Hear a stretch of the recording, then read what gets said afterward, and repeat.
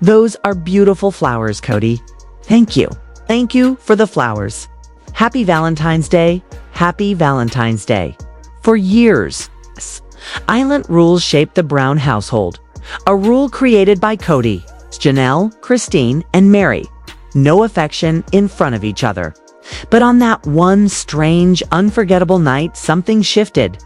Kody reached out, offering flowers. And for a moment, Robyn broke the family culture they'd spent years pretending to uphold. But behind that simple hug, behind that gentle Valentine's kiss, was a financial storm brewing so massive, it would change everything. The Sister Wives fandom has been whispering for months, but what you're about to hear will leave you absolutely stunned. Because behind every one of Robyn Brown's teary-eyed speeches about fairness lies a cold, calculated financial maneuver that would make a Wall Street shark proud. Sources deeply connected to the Brown family are now speaking out, and the truth about the Coyote Pass fiasco is far darker than viewers ever imagined. For years, Robyn positioned herself as the peacemaker, the soft-spoken wife begging for unity.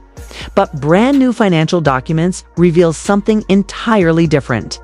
While Janelle, Meri, and even Kody were ready to finalize the property sale in January 2025, Robyn was quietly playing a much more sinister game. She wasn't delaying for fairness. She wasn't delaying for clarity. She was delaying because the deal wasn't profitable enough for her. Here's where the story completely turns on its head. Under the original ownership structure, Kody and Robyn actually controlled 71% of Coyote Pass. When lawyers proposed a 50-50th split between them and the other wives, receiving 25% each, Robyn realized she'd lose £250,000 plus of what she believed was hers. While crying on camera about wanting things equal, she was secretly furious, not about principle, but about profit. And while she dragged the entire family, especially Janelle and Meri, through emotional and financial uncertainty, Robyn had already done the maths. She knew exactly what she stood to lose, and she wasn't about to let that happen. But that was only phase one of Robyn's plan. Behind the scenes, while pretending to stall for paperwork, Robyn and Kody were orchestrating one of the boldest financial moves in reality TV history. They were leveraging their 71% stake in Coyote Pass to qualify for a £1.7 million mansion. Yes, the mansion every fan has seen. Here's the shocking part.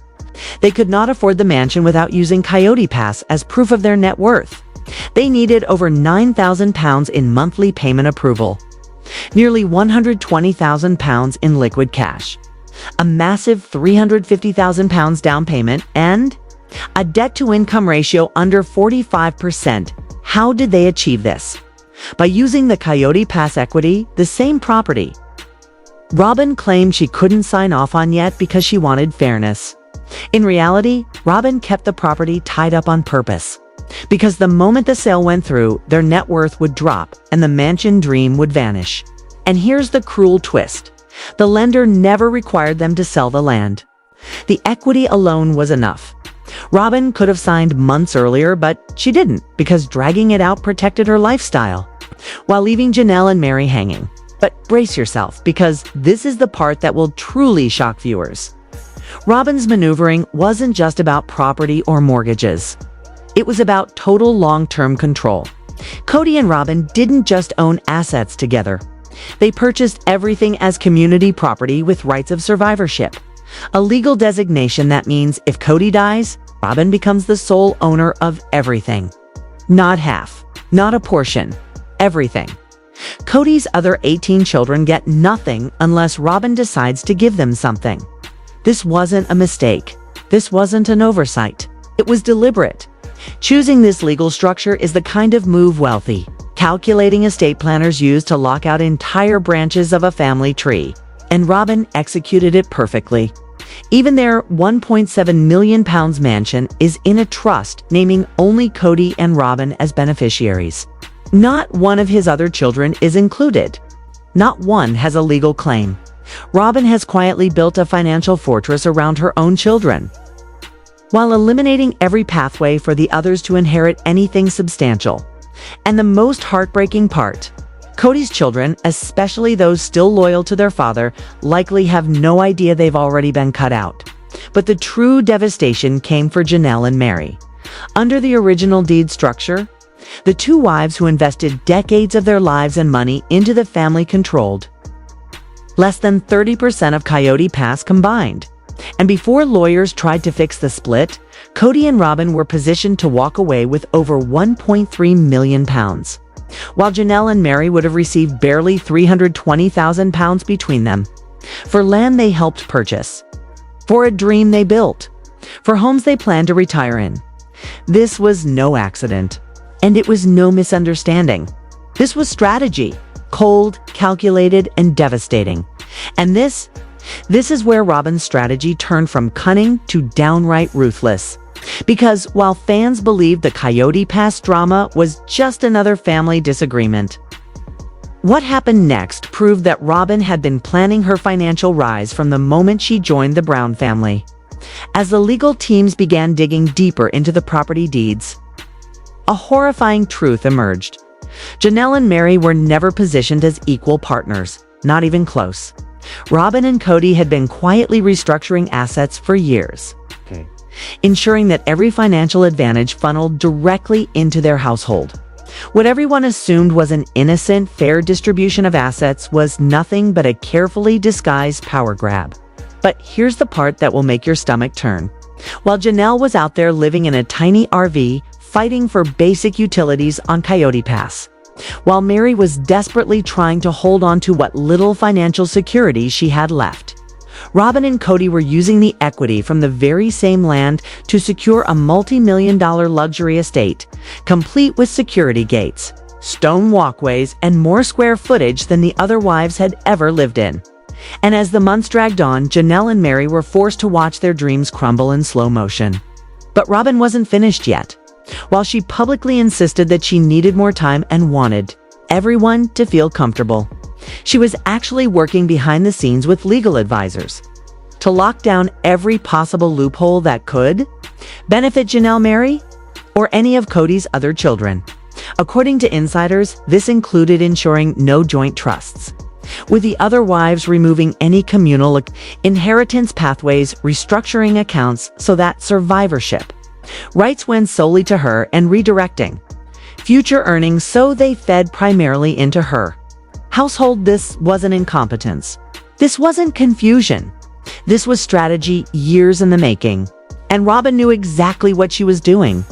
Because once the paperwork was finalized, once the community property designations were sealed, once the trusts were locked in, she became the gatekeeper of Kody's entire legacy. Not Christine's children. Not Janelle's children.